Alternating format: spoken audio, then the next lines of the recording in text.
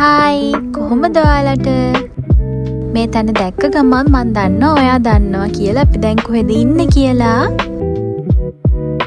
අපි ගිය ඩිසෙම්බර් වල ගියපු අපේ වියට්නාම් ටුවර් එකේ ට්‍රැවල් සීරීස් එක තමයි මේ අරගෙන ආවේ.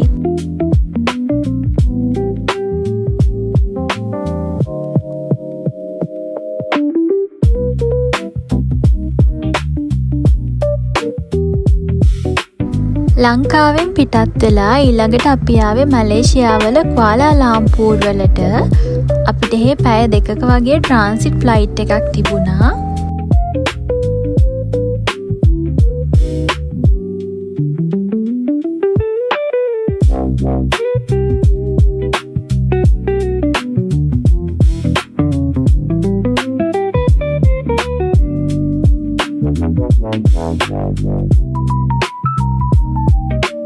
ඉතින් එයාපෝට් එකට ඇවිල්ලා අපි ටිකක් රීෆ්‍රෙෂ් වෙලා ඊළඟට ගිහිල්ලා අපේ ඊළඟ ෆ්ලයිට් එකට බෝඩ් වුණා. දැන් මේ වෙලාව රෑ 7ට විතර ඇති. ඒ වුණාට බලන්නකෝ මේ හොඳට එළිය තිබුණා මේ වෙලාවෙත්. ඔන්න අපි ආවා වියට්නාම් වලට.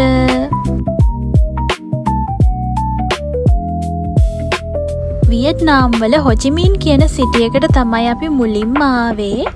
මුලින්ම හොචිමින්, ඊට පස්සේ ඩැං ඩැං, ඊට පස්සේ හනෝයි වලින් තමයි අපි ආපහු ලංකාවට ආවේ. ඉතින් මේ වීඩියෝ එකෙන් බලමු අපි හොචිමින් වල මොනවද කළේ කියලා.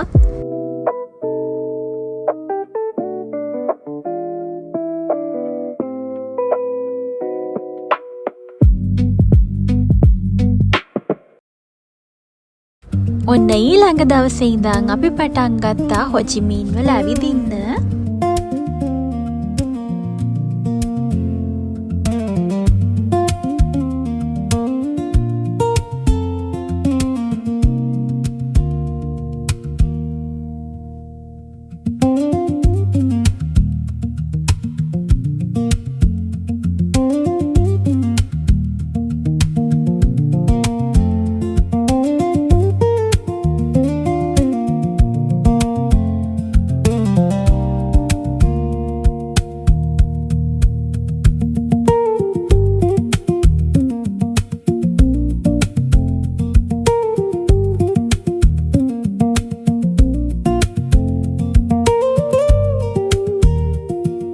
හොචිමින් වලදී අපි ගියපු තවත් විශේෂ තැනක් තමයි කුචි ටනල්ස් කියන්නේ.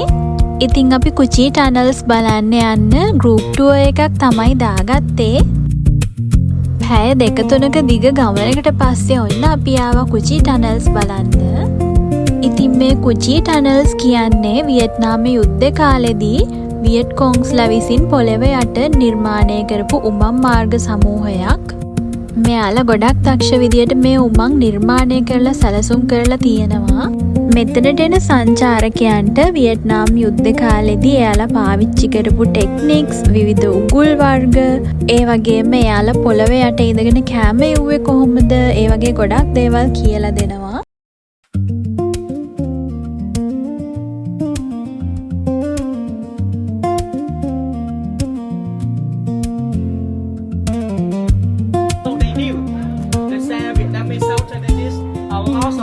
Operation a day. Yeah, to find out big Kong because big. ඉතින් අපි මෙන්න මේ වගේ ටනල් එකක් ඇතුළෙනුත් ගියා. මට ඇත්තට මේකේ ක්ලිප් එකක් නම් ගන්න බැරි වුණා. මෙන්න මේ වගේ තමයි මේ ටනල් එක ඇතුළ තියෙන්නේ. ඉතින් ඇතුළ ගොඩක් පටුයි. සමහර තැන් වලින් දන ගාගෙන පඩ ගාගෙන එහෙම තමයි යන්න තියෙන්නේ මේව ඇතුළෙන්. ඉතින් ටනල් එකක් ඇතුළෙන් යන එකත් හරිම ෂෝක් අපූර්ව අත්දැකීමක් වුණා අපිට.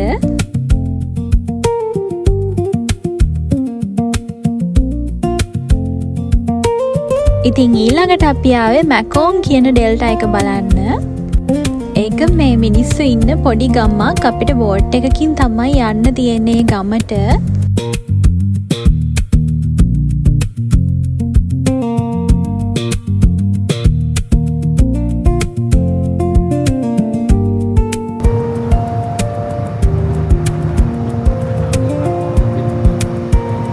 එහෙට ඉලෙක්ට්‍රිසිටි එකත් ගොඩක් මෑතකදී තමයි ලැබුණා කියලා කිව්වේ.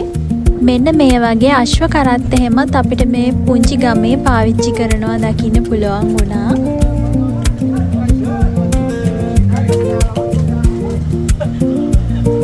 ඒ වගේම මෙයාලා මීමැසි පාලනයත් කරනවා මෙහෙදී. ඉතින් ඊළඟට අපිව මෙන්න මේ වගේ ලස්සන තැනකට එක්කගෙන ආවා. මේ ගමට එන සංචාරකයන් වෙනුවෙන් තමයි මෙයාලා මෙන්න මේ තැන හදලා තියෙන්නේ. ඉතින් එයාලගේ හදන ලෝකල් ෆෘට්ස් වලින් එයාලා අපිට සංග්‍රහ කරලා අපි වෙනුවෙන් සින්දු හැම කිව්වා.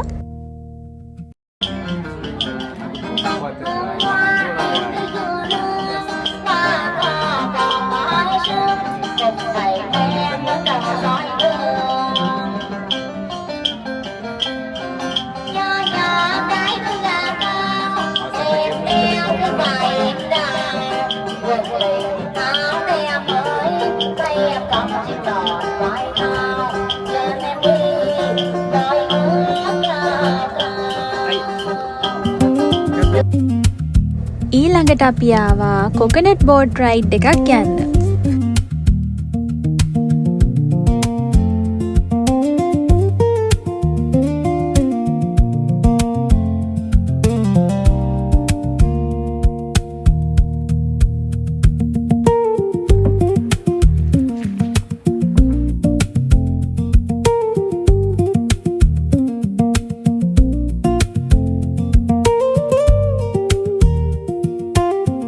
ඔන්න ඔය දේවල් තමයි හොචිමින් වලදී අපි එක්ස්පීරියන්ස් කරේ. ඉතින් අපි දවස් 3ක් වගේ හොචිමින් වල හිටියා.